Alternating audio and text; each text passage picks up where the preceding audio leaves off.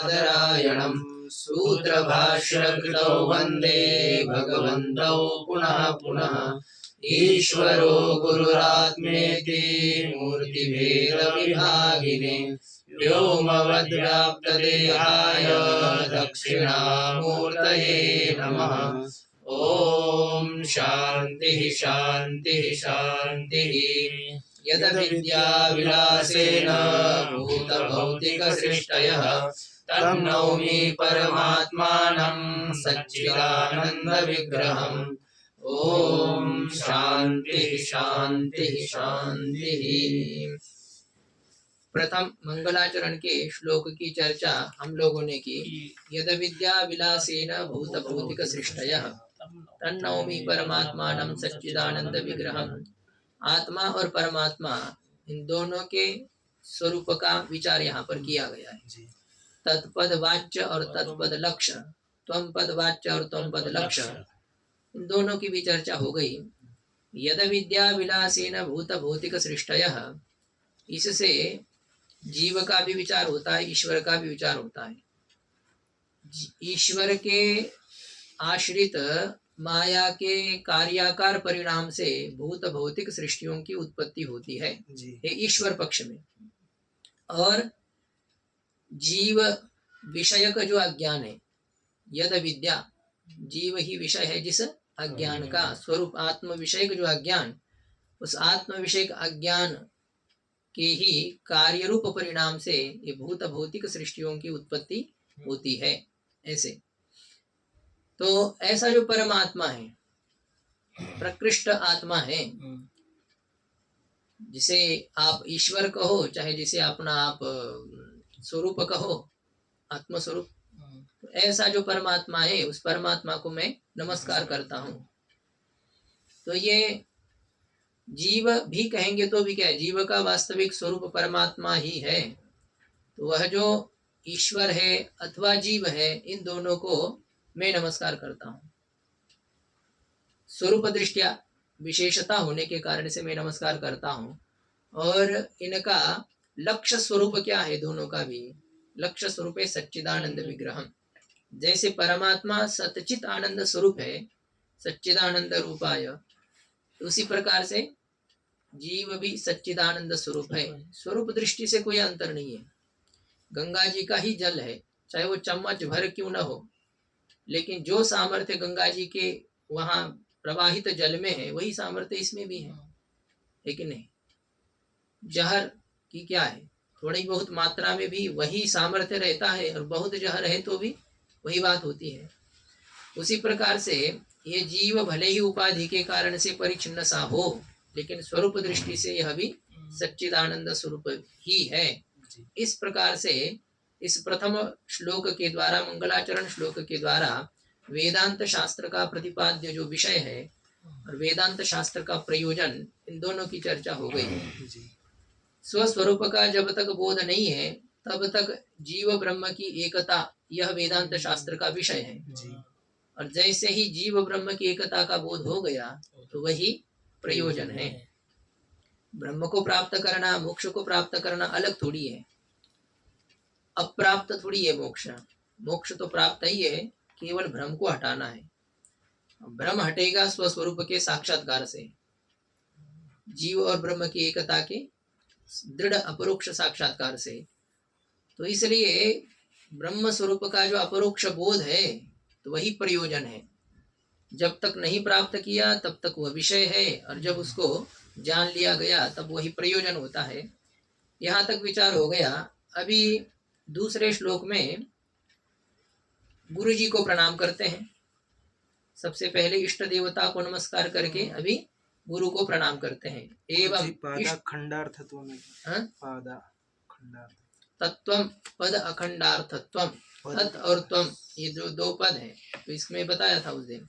तो तत् और त्वम, इन दो पदों के अखंडार्थता को प्रदर्शयता, दिखाने वाले इस श्लोक के द्वारा। गुरु जी पादा या पदा करना है? पद बोला था ना, पद, तत् और त्वम, ये जो दो पद है, इन दो पदों में अखंडार्थता है।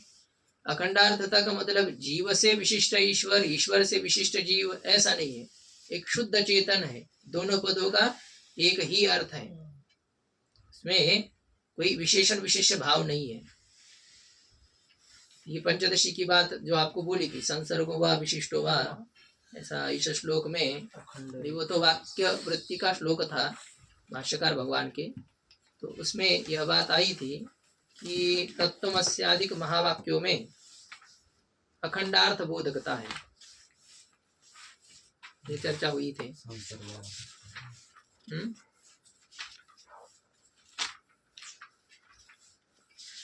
ये 75वां श्लोक था, 213 पृष्ठ प्रपंचदशी का। संसर्गो वा विशिष्टो वा वाक्यार्थो नात्र सम्मतः अखंडैकर सत्वेन वाक्यार्थो विदुषां मतः। वाक्य का अर्थ कहीं पर संसर्ग होता है और वाक्य का अर्थ कहीं पर विशिष्ट होता है। जैसे संसर्ग होता है गामानय, गो को ले आवो, तो इस वाक्यस्थ पदों का जो परस्पर संबंध है, वाक्यस्थ पदों का जो परस्पर संबंध है, यही यहाँ पर वाक्यार्थ रूप से स्वीकृत है। गो आदि पदार्थों का आनयन, इस क्रिया रूपी पदार्थ के साथ जो संबंध, वह वाक्यार्थ है। कहीं पर विशिष्ट वाक्यार्थ होता है, नीलम महत सुगंधी उत्पलम, तो नील वर्ण वाला, बहुत बड़ा सा और बहुत खुशबू से युक्त ऐसा ही पुष्प है। तो ये नीलादि गुणों से विशिष्ट ही वाक्यार्थ है। नीलम महत सुगंधी उत्पलम, यहाँ पर वाक्यार्थ विशिष्ट है। तो महावाक्यों में न संसर्ग वाक्यार्थ होता है न विशिष्ट वाक्यार्थ होता है। गामानय यहाँ जैसे संसर्ग है, परस्पर पदार्थों का संबंध ही वाक्यार्थ है, और नीलम महत सुगंधी उत्पलम, यहाँ वाक्यस्थ पदार्थों का संबंध नहीं है वाक्यार्थ, अपितु तो विशिष्ट वाक्यार्थ है, विशेषणों से युक्त जो विशेष है, तो वही यहाँ पर वाक्यार्थ होता है। तो पदार्थों का परस्पर संबंध वाक्यार्थ बोध है, अथवा विशेषणादि अर्थों से विशिष्ट जो विशेष है, यही वाक्यार्थ होता है। महावाक्यों में ऐसा नहीं। महावाक्य में क्या है, अखंड एक रस ही वाक्यार्थ है। अखंड एक रस मतलब स्वगत सजातीय विजातीय भेद रहित केवल वस्तु मात्र में ही तात्पर्य होना ही यहाँ वाक्यार्थ है, ऐसा विद्वानों के द्वारा स्वीकार किया जाता है। जो अन्य जगत दिख रहा है वह वस्तुतः है नहीं, मिथ्या है। तत्पद का जो वाच्य भाग है, त्वम पद का जो वाच्य भाग है, वो जगत अंतपाती, वह जगत का कारण माया भी क्यों न हो, वह दोनों भी अध्यास है जी। तो दोनों को हटा करके जो केवल एकमात्र ब्रह्म तत्व है या आत्म तत्व है, वही इस महावाक्यों के द्वारा कहा जाता है। इसमें तत्पद के द्वारा कोई दूसरा चेतन, त्वम पद के द्वारा कोई दूसरा चेतन, ये दो दो चेतन की चर्चा नहीं है, एक ही चेतन है जो उपाधि के कारण से भिन्न सा प्रतीत होता है, और ज्ञान होने पर उपाधि को हटाने पर जो एकमात्र रह जाता है, तो ऐसा वह जो ब्रह्म कहो चाहे आत्मा कहो, तो वही यहाँ पर वाक्यार्थ है। तत्वमसी वाक्य के द्वारा कोई अलग अलग नहीं कहा जा रहा है, तद पदार्थ से विशिष्ट त्वम पदार्थ, ऐसा नहीं, अथवा तत्पदार्थ और त्वम पदार्थ का संबंध ही वाक्यार्थ, ऐसा नहीं, अपितु तत्पदार्थ और त्वम पदार्थ एकमात्र ब्रह्म ही है। उसी ब्रह्म तत्व का बोधन करना ही यहाँ पर अखंड एक रस वाक्यार्थ है, एक ही तत्व का प्रतिपादन करना। सूर्य एक ही है ये कहना, अनेक घड़ों में अनेक प्रतिबिंब की प्रतीति होने पर भी वस्तु दृष्टया सूर्य एक ही है, जैसे उसी प्रकार से ये उपाधियों के कारण से जीवों में नानात्व प्रतीत होने पर भी, और ईश्वर में और जीवों में भिन्नत्व प्रतीत होने पर भी वस्तुतः न दोनों में भेद है न अनेकता है, एक ही तत्व है। यही महावाक्यार्थ के द्वारा अखंडार्थ का बोधन करना है। ये तत् और त्वम, ये दो पद अखंडार्थ के बोधक है, सखंड नहीं। जैसे कि तो उसमें जैसे समास में क्या होता है, दो पद एक तो बन जाते हैं लेकिन वो सखंड होते हैं, जोड़ा है आपने उनको, पहले से एक नहीं है। लेकिन प्रकृति और प्रत्यय जहाँ होता है तो वहां पर वो जोड़े हुए नहीं है, राम के बाद में आपने सु प्रत्यय किया, लिया, जोड़ा।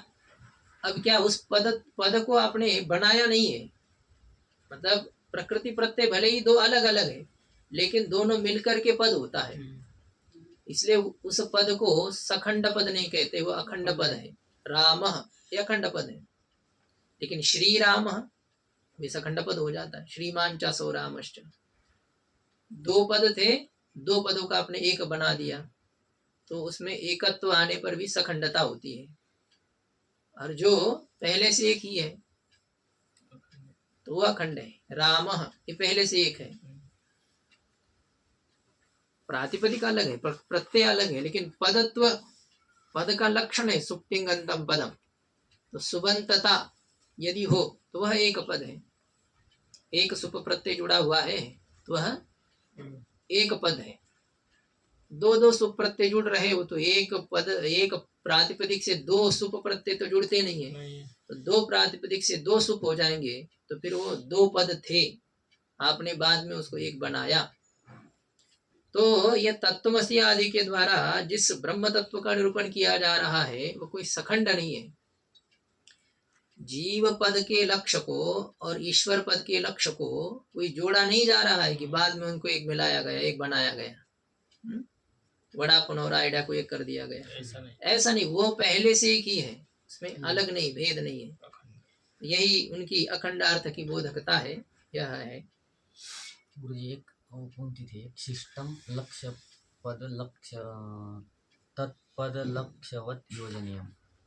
हाँ, सिस्टम बताया था ना, जो बाकी बचा हुआ जो भाग है, मतलब अभी क्या किया, यद विद्या विलासेन भूत भौतिक सृष्टया, इतने भाग को जीव पर घटाया, तो बाकी जीव पर बाकी भाग को भी तो घटाना चाहिए।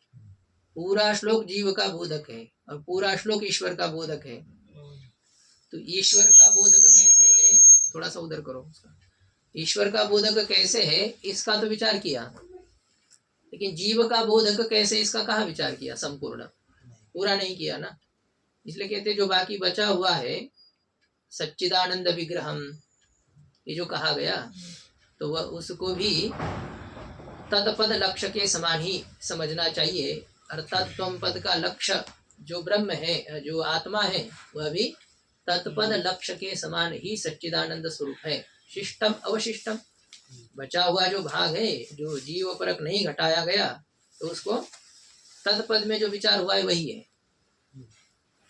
मतलब कभी एक ही श्लोक के भिन्न भिन्न देवता परक अर्थ करने पड़ते हैं ना, उसमें कुछ तो अन्य देवता में लिया जाता है, लेकिन कुछ बचा हुआ जो भाग होता है वो उस पक्ष में जैसा घटाया इस पक्ष में वैसे ही घटाना है, तो कोई अंतर नहीं करना होता है। ऐसे यहाँ पर ये त्वम पद के पक्ष में भी संपूर्ण श्लोक को घटाया गया, तत्पद के पक्ष में भी संपूर्ण श्लोक को घटाया गया। ऐसे ये त्वम पद और तत्पद ये दोनों भी अखंड एक ब्रह्म मात्र के बोधक है, आत्म तत्व के बोधक है, तो उनके तटस्थ और स्वरूप दोनों लक्षणों की चर्चा प्रथम श्लोक में की गई। अब ये इष्ट देवता का नमस्कार हो गया, तन्नौमि परमात्मानम। इष्ट देवता कौन है, परमात्मा। परमात्मा ईश्वर है, जब जगत बनाते हैं तो इष्ट देवता है, और वैसे भी ज्ञान के द्वारा हम उनको जानना चाहते हैं तो भी वो हमारे द्वारा स्वस्वरूपत्वेन इष्ट ही है। आपको कहा पूजा केवल हमसे भिन्न की होती है ऐसी बात नहीं है, हमसे अभिन्न की भी पूजा हो सकती है जी। वे ही मैं हूँ, मैं ही सर्वात्मक हूँ, मेरे अलावा और कुछ नहीं है, यह भी क्या है, पूजा परमात्मा की पूजा है। इसलिए वेदांत शास्त्र में ब्रह्म ही इष्ट दैवत है, आत्मा ही इष्ट दैवत है। तो उस इष्ट देवता को नमस्कार करके, अब जो इष्ट देवता है परमात्मा है, उसकी प्राप्ति किससे होती है, गुरु प्रसादात परमात्मा लाभ, गुरु के कृपा से ही परमात्मा की प्राप्ति होती है। इत्यादि ना गुरु प्रसाद से विद्या प्राप्ति प्रति अंतरंगत्व प्रतीते है।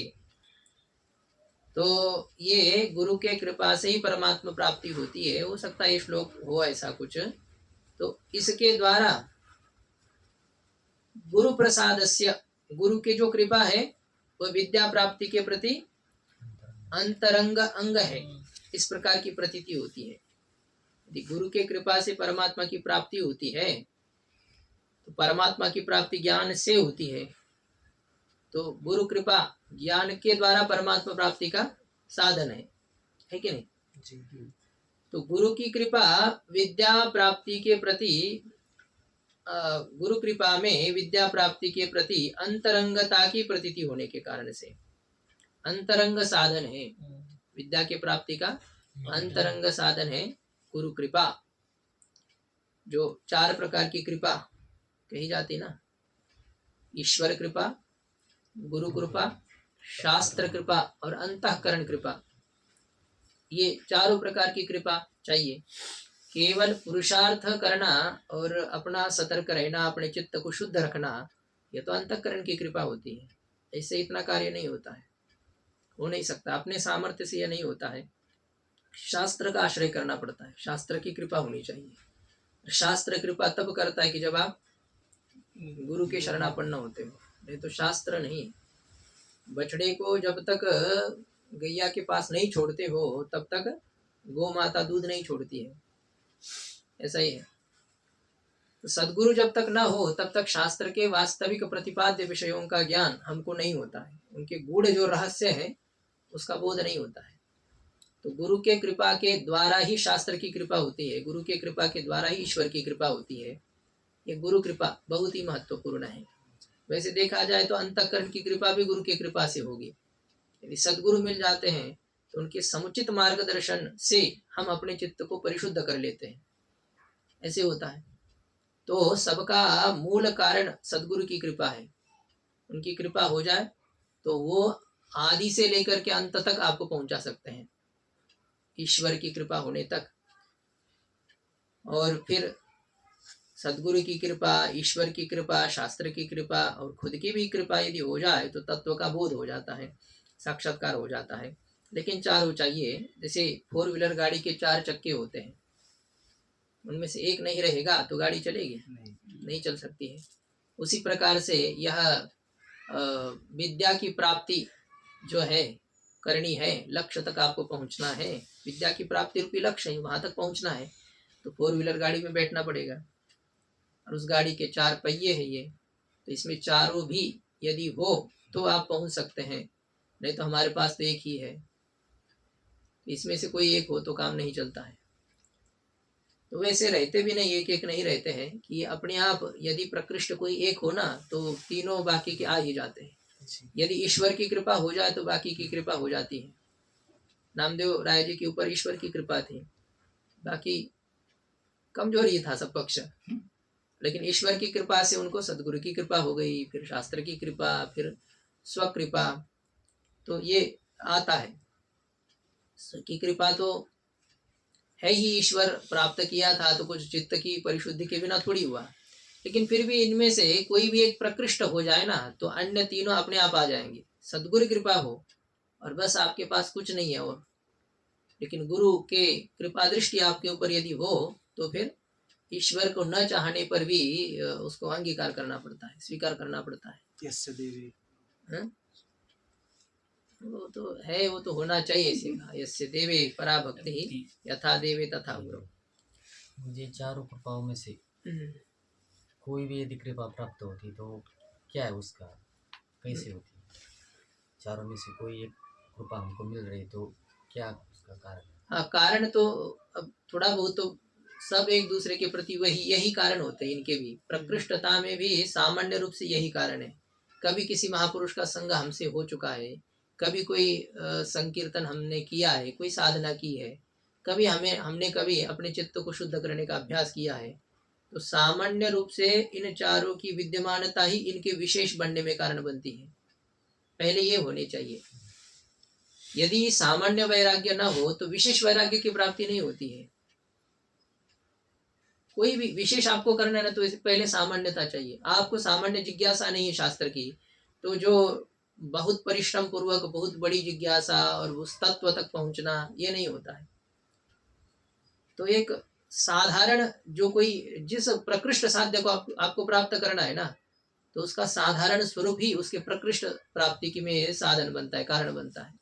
जैसे उदाहरण आपको बताते हैं, अब आजकल तो गाड़ियां ऐसी है नहीं, जो मोटर पहले रहती थी ना, मोटर मतलब क्या है, जो इंजन जिससे बावड़ी से पानी निकालते थे, तो कुछ इंजन ऐसे रहते थे कि उसमें पहले बाल्टी भर पानी डालना पड़ता था। बाल्टी भरने गुरुजी बहुत डालना अच्छा ठीक है, ऐसे समझ लो जितना है।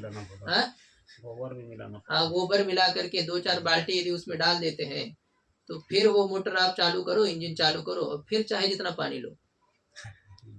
यदि हमें वैसे पानी डालना है, पानी तो हमको चाहिए, और वो तो पहले आपको पानी मांग रही है, पहले आप 2-4 बाल्टी पानी डालो, फिर आपको जितना चाहिए उतना पानी ले लो। पानी के लिए पानी ही चाहिए।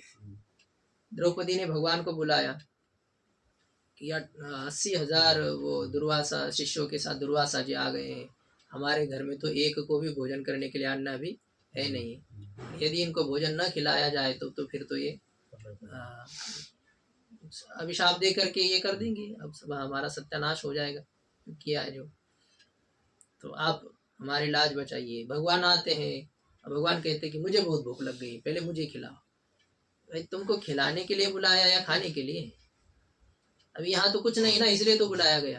तो भगवान कहते मुझे पहले खिलाओ, फिर मैं उनको खिलाऊंगा, क्योंकि मुझे पहले बहुत भूख लगी है। तो ये जैसे होता है कि पहले कुछ, अब क्या खिलाया द्रौपदी जी ने?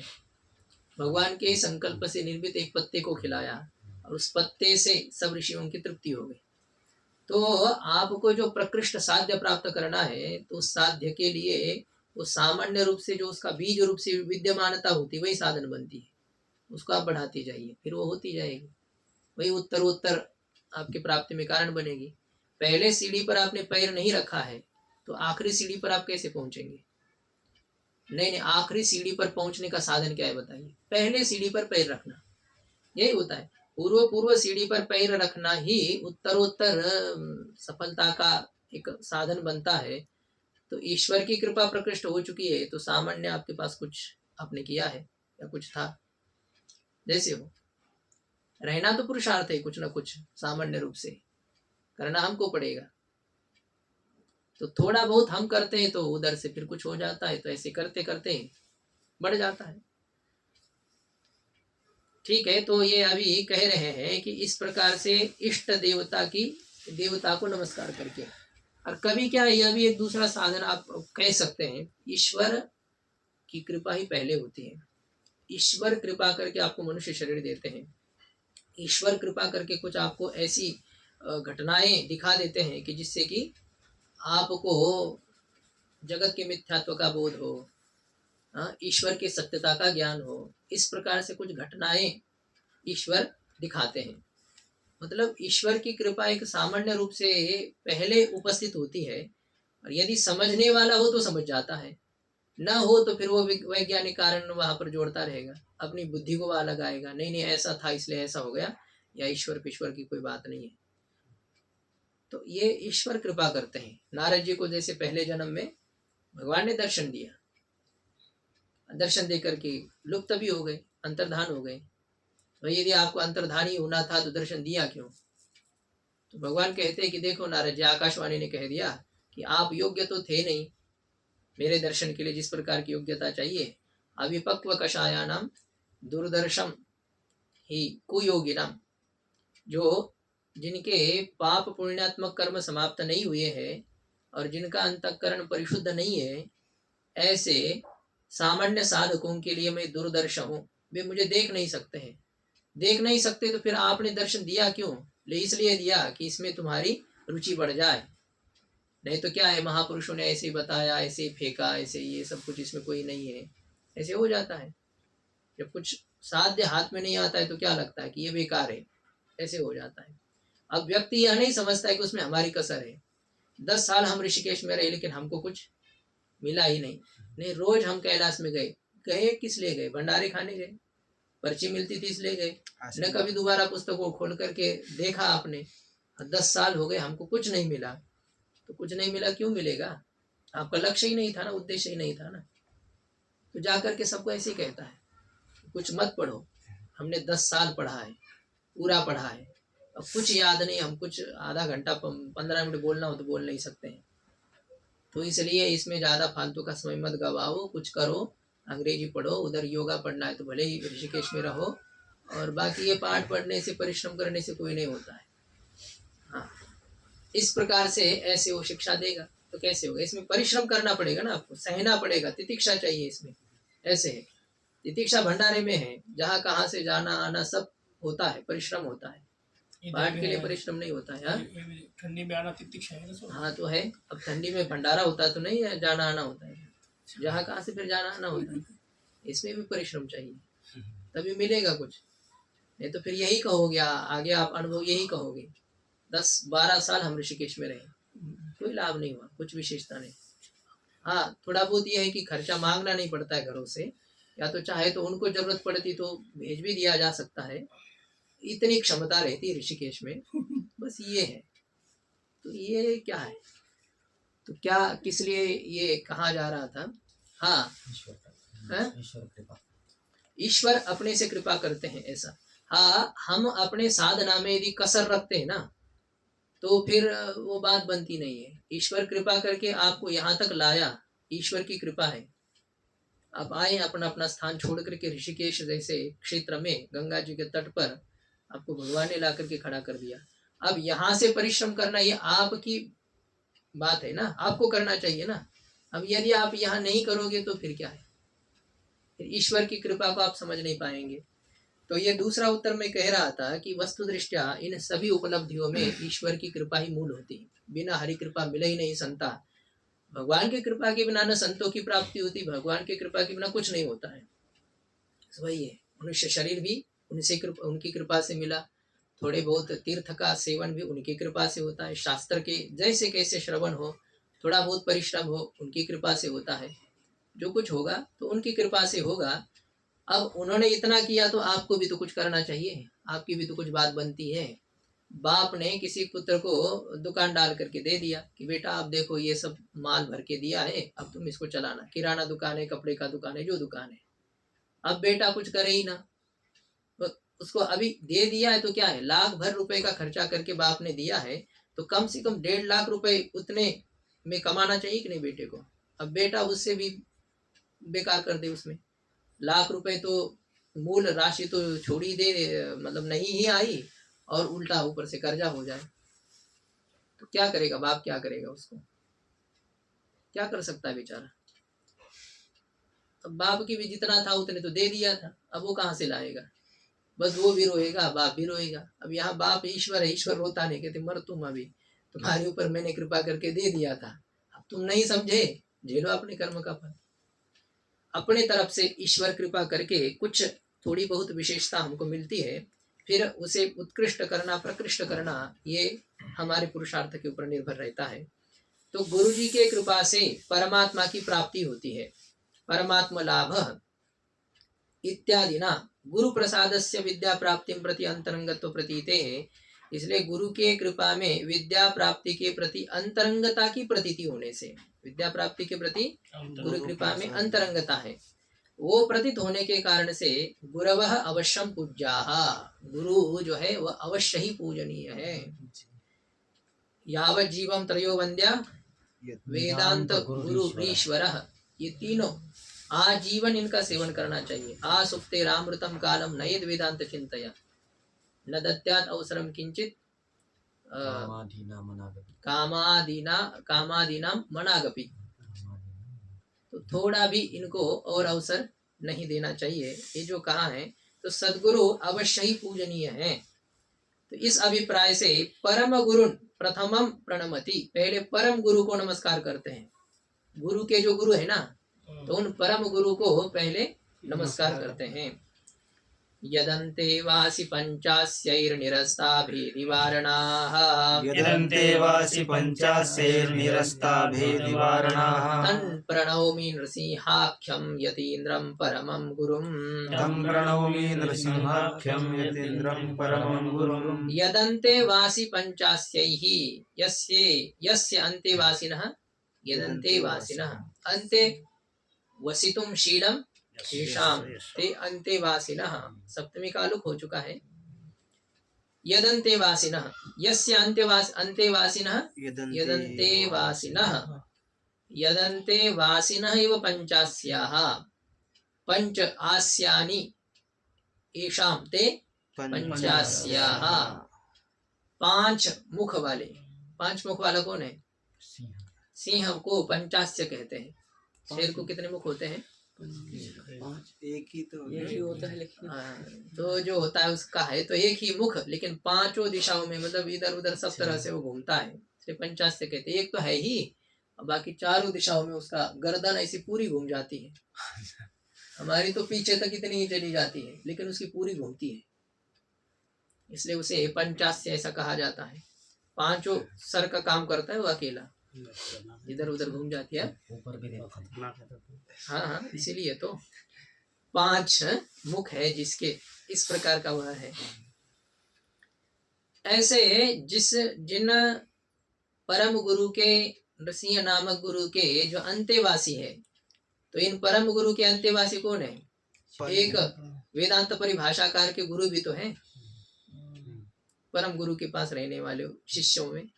तो जिन नृसिंहाख्य परम गुरु के निकट विद्यमान जो शेर हैं, पंचास्य हैं, और एक शिष्य नहीं है इनका, कई शिष्य हैं। ऐसे विद्या की सफलता तब है कि जो कुछ बहुत कुछ ऐसे तैयार हो जाए, पढ़ने वाले अच्छे से तैयार हो जाए। नहीं, वो बहुत अच्छे विद्वान है, निरंतर संस्कृत में ऐसी कथा कर सकते हैं, और एक भी कोई सामान्य संस्कृत बोलने वाला भी तैयार नहीं किया, न कोई किसी प्रकार से है ही नहीं। बड़े बड़े विद्वानों के पास में वही खुद ना विद्वान है, बाकी उनके पास कोई बना ही नहीं और दूसरा, तो उस विद्वत्ता का क्या मतलब है? ऐसे होना चाहिए कि जिनके निकट रहने वाले जो शेर हैं, ये समझना कुछ ना कुछ कमती जरूर है उसमें। फिर वो क्यों ऐसा होना चाहिए? यदि उनकी वस्तुता शास्त्र के प्रति निष्ठा हो ना, तो जरूर दूसरे के ऊपर उसका असर आना ही चाहिए, होता ही है। वो अपने आप कुछ एक आधा तो तैयार अच्छा सा हो जाए। तो यद्यन्ते वासी पंचास्य ही, जिनके निकट रहने वाले शेर के द्वारा भेदी वारणा निरस्ताः, भेदवादी रूपी जो हाथी है, उन हाथियों को निराश किया गया। भेदः अस्य अस्ति, भेदी भेदः प्रतिपाद्यत्वेन सिद्धांतत्वेन येषां ते भेदिनः, भेद ही प्रतिपाद्य है जिनका। ऐसी जो भेदवादी है उनको कहेंगे भेदी, भेदिनः। भेदिनः एव च ते वारणाः, भेदी वारणाः। तो द्वैतवादी रूपी जो हाथी है, उन हाथियों को जिन आचार्य के शिष्य रूपी शेरों के द्वारा निरस्त किया गया है। ऐसे है, सदगुरु को जाने की क्या जरूरत है? अरे हमको आने की कोई आवश्यकता नहीं, हमारा कोई भी अकेला उठा करके ले जाओ, ऐसे योग्यता होनी चाहिए। ऐसे इस प्रकार से तो द्रोणाचार्य जी ने कैसे अपने शिष्य को, अर्जुन कौरव को तैयार करके कहा कि जाओ द्रुपद को बांध करके ले आओ। यहाँ पर खुद बांध नहीं सकते थे क्या? जो अपने शिष्यों को इतना धनुर्विद्या दे करके उनके माध्यम से बंधवा सकते हैं, खुद नहीं कर सकते हैं, शिष्यों के द्वारा करवाया। इसमें पुरुषार्थ होता है। इसे तो कई बुद्धि का न्याय है। अर्जुन जब द्रुपद को बांध सकते हैं, द्रोणाचार्य जी नहीं बांध सकते हैं। किमु वक्तव्यम, क्या कहना, ऐसी बात है ना। मानना पड़ेगा कि नहीं आपको? अर्जुन की अपेक्षा से अधिक धनुर्विद्या का ज्ञान द्रोणाचार्य में। हाँ, बाद में अर्जुन स्वर्ग में गए, वहाँ बहुत सारे दिव्यास्त्रों की उन्होंने प्राप्ति की, तो कुछ विशेषता भले ही बाद में शिष्य अर्जित कर सकता है, लेकिन जिस समय द्रुपद को बांधा गया था उस समय तो अर्जुन के पास में कितना था? द्रोणाचार्य की अपेक्षा से आधी विद्या तक नहीं कह सकते हैं ना। बहुत कोई शिष्य कितना भी निपुण क्यों न हो, लेकिन गुरु के पास में रह करके कितनी उनसे विद्या अर्जित कर सकता है? पूरी की पूरी विद्या आ ही नहीं सकती, ले ही नहीं सकता है वो। तो वह ऐसे ही 40-50% इतना ही विद्या को अर्जन करके अर्जुन यदि द्रुपद को बांध सकता है, तो द्रोणाचार्य जी का तो क्या कहना। ऐसे ये है। तो जिनके निकट रहने वाले शिष्य ऐसे थे, शेर थे, जिन्होंने द्वैत रूपी हाथियों को निराश किया, कई द्वैत रूपी हाथियों को परास्त कर दिया। तो ऐसे जो नृसिंहाख्यम, नृसिंह जिनका नाम है, शेर के बछड़े कौन होंगे? शेर ही तो होंगे। नृसिंह उनका नाम है, वो खुद नृसिंह है, नृसिंह नाम है जिनका, इस प्रकार के जो हमारे परम गुरुदेव हैं, और केवल शास्त्र पढ़े लिखे और कुछ नहीं, ऐसे नहीं, यतीन्द्र है, सन्यासियों में श्रेष्ठ है, इस प्रकार के जो यतियों में इंद्र है, और जो हमारे परम गुरु हैं, तो उन परम गुरुदेव नृसिंह नामक सन्यासी वर्य को, यतीन्द्र को, यति श्रेष्ठ को प्रणवमी, उनको मैं नमस्कार करता हूँ। इस प्रकार से अपने परम गुरुदेव को नमस्कार किया है। टीका में देखिए, अंते समीपे वस्तुम शीलमेशम, निकट में रहना स्वभाव है जिनका, उन्हें कहते हैं अंतेवासी। अब एक यह भी होता है कि शास्त्र कहाँ पढ़ा जाता है, कैसे पढ़ा जाता है। वैसे पहले तो पद्धति ऐसी थी, इसलिए ठीक था, गुरुकुल में रह करके, निकट रह करके विद्या अध्ययन किया जाता था, ऐसा है।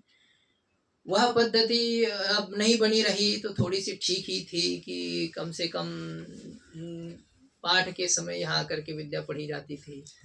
अब वह भी पद्धति लुप्त होती जा रही है। अब यह है ऑनलाइन, ऐसा है। तो निकट रह करके विद्या अध्ययन करना स्वभाव है जिनका, ऐसा। ये सब कुछ ऐसा व्यवस्था होनी चाहिए। मोबाइल को और थोड़ी सी प्रगति करनी चाहिए। हागना मुतना खाना पीना जो कुछ करना ये सब ऑनलाइन हो जाए। ये कहीं करने की आवश्यकता मैं तो कब से बोल रहा हूँ भंडारा ऑनलाइन होना चाहिए। हाँ वही तो, वो भी एक ऑनलाइन यहाँ पर बन तो लेना हो गया है चाहिए। चालू। पर्ची मिल गई ना, आपको पर्ची दे दी तो आपके खाते में पैसा आ और जी जाएगा। चालू हुआ है हरिद्वार में। हाँ? हो गया। हरिद्वार में हो गया, अच्छी बात। ठीक है, ऋषिकेश में आ जाएगा। समाचार है तब। विद्यार्थियों के पास पहुँचते पहुँचते समय लगेगा, हम लोगों को लेकिन ये अच्छी बात है। हाँ? कुछ आमदनी बढ़ेगी हम लोगों की। हाँ।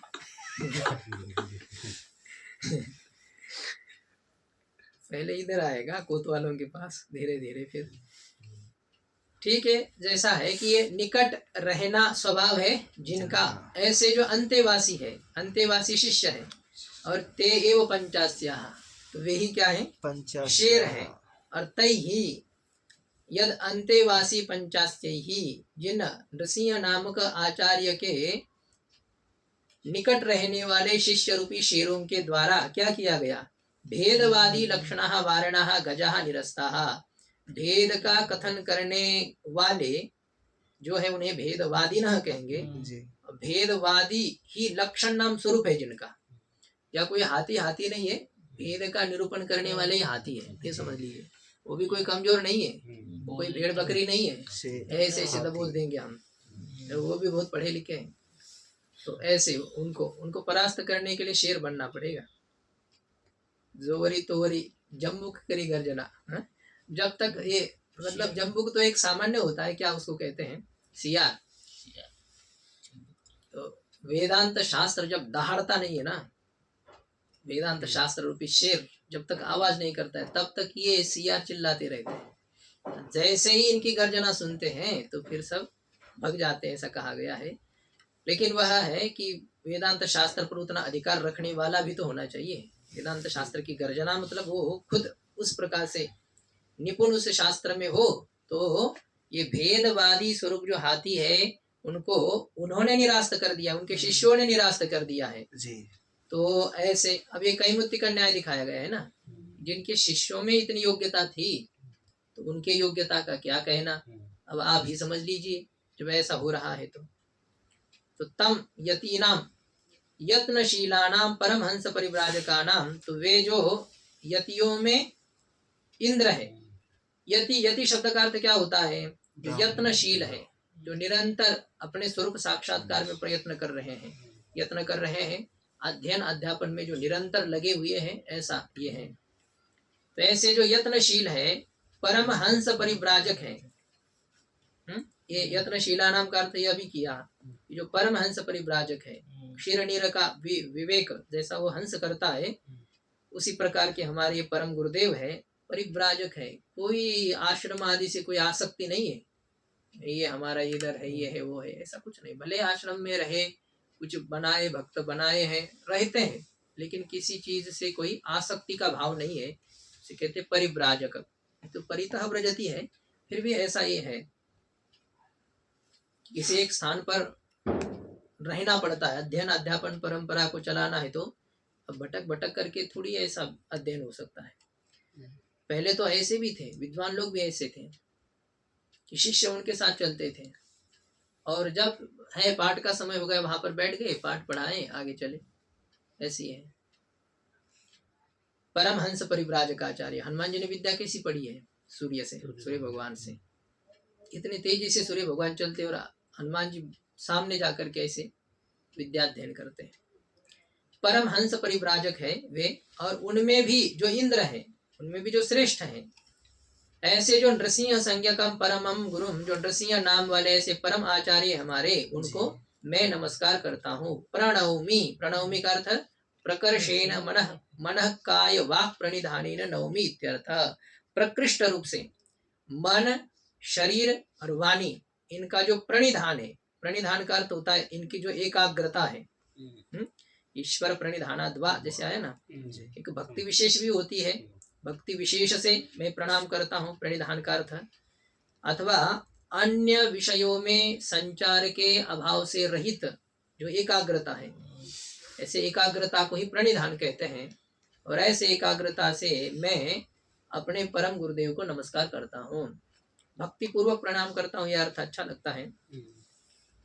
तो ऐसे, अथवा एकाग्रता पूर्वक, ये भी ठीक है, मेरी चित्तवृत्ति इधर उधर नहीं है, प्रणाम कर रहे लेकिन मन कहीं दूसरी जगह है, ऐसा नहीं है।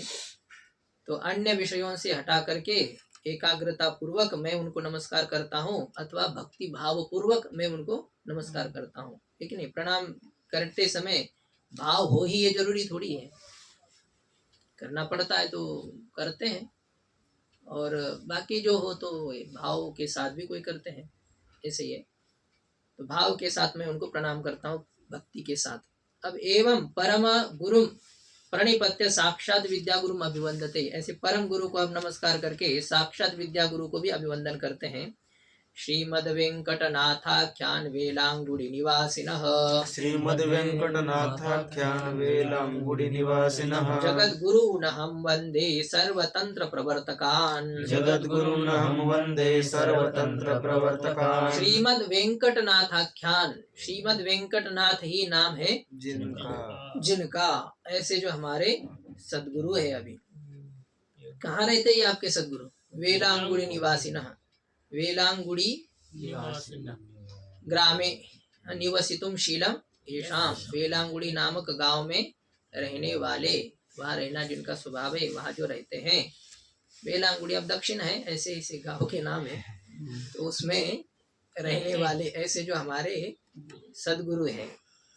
और तीसरी उनकी विशेषता, वे सर्वतंत्र प्रवर्तकान, जो संपूर्ण शास्त्र के प्रवर्तक है, संपूर्ण शास्त्र के प्रचारक है, संपूर्ण शास्त्र पर जिनका अधिकार है, इस प्रकार के जो है। और जगत गुरु, ये कैसे है? जगत गुरु है, ये हमारे गुरु ऐसी नहीं है, हो सकता